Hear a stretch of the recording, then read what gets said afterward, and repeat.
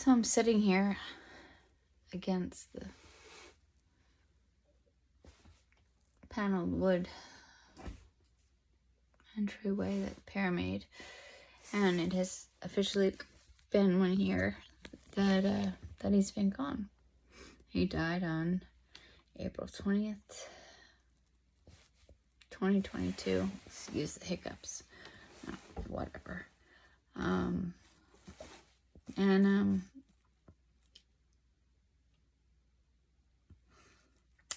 a thousand things have gone through my head, and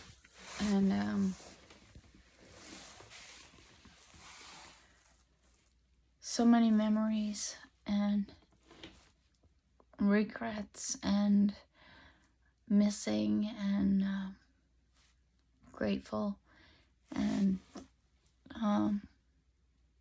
I can't believe it's been a year. I can't believe you've been gone from this planet for a year. And I have so many of my memories just come flooding back, you know. Our wedding and the day that we got the day that we got married at Maidstone, and we came home, well, not home, but to my parents' house to have our reception, and the two of us took a bottle of champagne and we sat out on the front steps, just the two of us, where there was, you know, whatever, 50 other people that were enjoying themselves out back. And that's how I always felt like with you. It was just you and me against the whole world from the moment that I met you.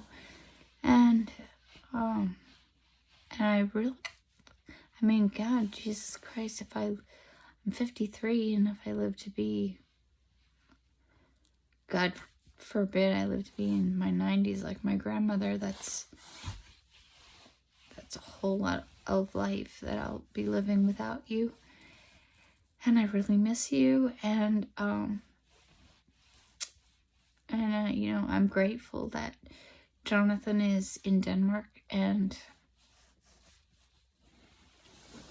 getting this really great opportunity at school.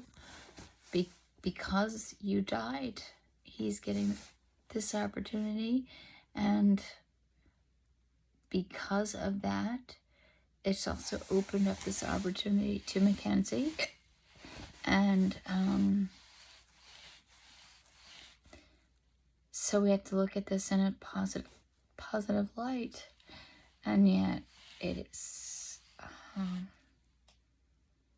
I thought that this 1 year, I just kept holding on to this 1 year thing, that we would get to the 1 year anniversary and things would be okay. They're so not okay.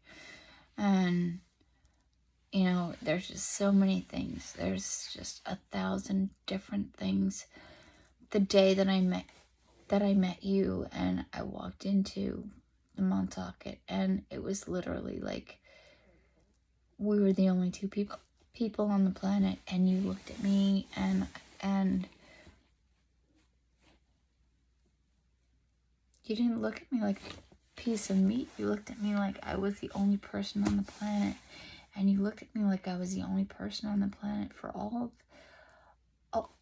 of the time that I knew you, even through all the good times and all the bad times. And I don't feel like that's ever going to happen again. It will never, ever happen again. And I wish that, I wish you never had your stroke, and I wish that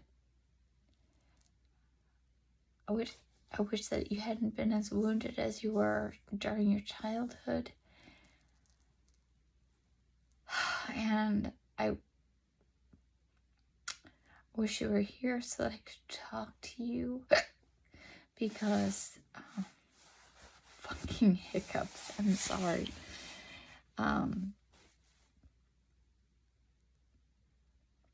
There's nobody that understood. There's nobody that ever understood in the same way that you did. And so a year went by, and we marked that milestone, and we got to that milestone, and here we are. It's been a year, and for some reason, I held out this thing that, okay, so we'll get through the first year, and then everything will be fine. And it's not fine. And then the realization that for the rest of forever, I never get to talk to you again. I get to talk to you a lot, but I never get to hear your voice ever again. I never get to hear your lecture again. And I'm glad that, I'm so glad that Jonathan has had an opportunity to go to Denmark and live in Denmark, and that's opened up an opportunity for Mackenzie to go to Denmark and live in Denmark and learn there. But so many memories, and the memories are irreplaceable, because there is just, I've never met anybody like you. I never will.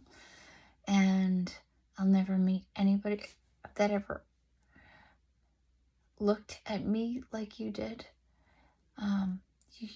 You saw my soul, and you loved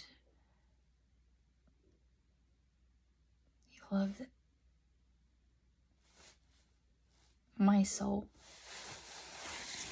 And I've never ever experienced that before, ever after again. And Jesus Christ, I fucking miss you.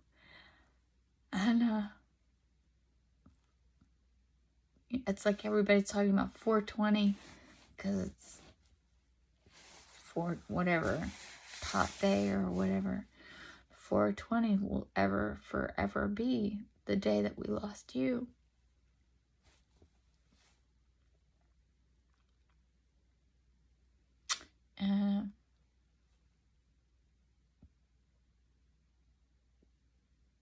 I can't imagine ever meeting another soul on the planet that could see my soul the way that you saw my soul. And there's a lot of years to live without you, without that. And I miss you. I miss what a fucking asshole you were. And I miss how amazing you were. And I wish you were here for your son. I wish you could see what he was doing. Alright, I know you can see what he's doing. I wish you could have some input.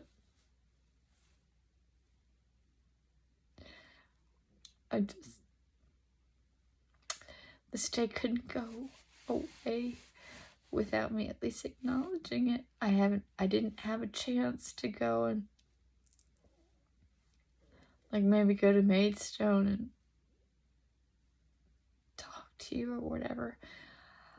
I had a whole ton of shit to do, and then I had to work, and I had to pretend like it was just another fucking day. And it wasn't just another fucking day. It was a whole fucking year without you on this planet.